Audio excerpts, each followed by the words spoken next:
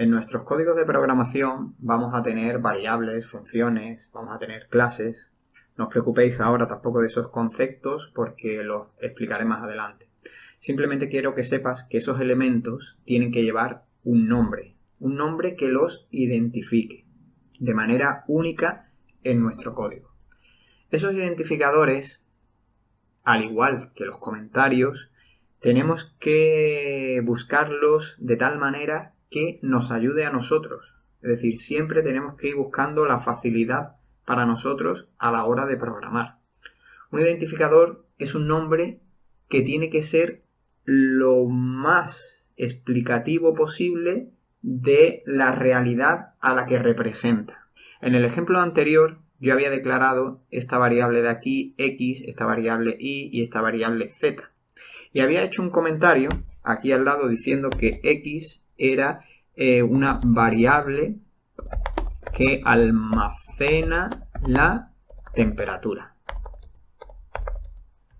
Pues bien, ¿por qué en lugar de llamar a esta variable x, por qué no la llamamos precisamente temperatura? Temperatura es un identificador de una variable que va a almacenar un valor entero, ¿vale? No os preocupéis, que ya lo iremos explicando, pero fijaos qué diferencia hay de yo poner x a poner temperatura. Yo cuando vea esta palabra temperatura en cualquier parte del código, ya sé que es la variable que va a representar la temperatura.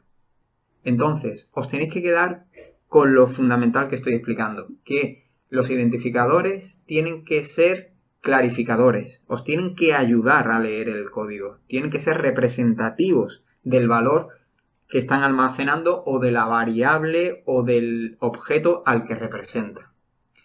Los identificadores van a tener una serie de restricciones, es decir, no podemos colocar cualquier identificador. En el lenguaje MQL5 tenemos ya palabras identificadores reservados. Como hemos dicho en capítulos anteriores, por ejemplo, property es una palabra reservada.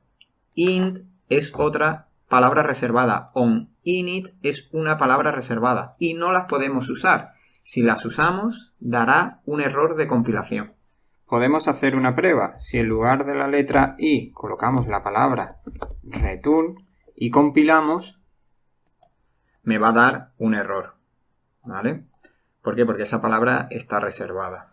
Aparte, la variable x que aparece aquí ya no existe, porque la hemos cambiado por temperatura. Entonces x la cambiamos por temperatura, compilamos y nos va a dar el error, ¿vale? Nos va a decir que este nombre, si os fijáis aquí, return name expected, quiere decir que no es correcto.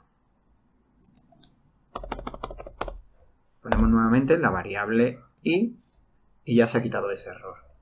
¿Qué más? Las otras restricciones con respecto a los identificadores es que no pueden comenzar con un número. Si yo coloco esta variable 1i y compilo, el compilador me va a decir que hay un error. Fijaos, aquí hay un error. ¿Qué más tenemos que saber de los identificadores? Pues bueno, que su longitud máxima tiene que ser 64 caracteres. Iremos creando infinidad de identificadores a lo largo del curso, así que no os preocupéis, que poco a poco lo vamos a ir viendo todo. Lo importante es que ya os vaya sonando todas las palabras, todos los conceptos que vamos viendo, y conforme vayamos avanzando se irán afianzando en vuestro conocimiento.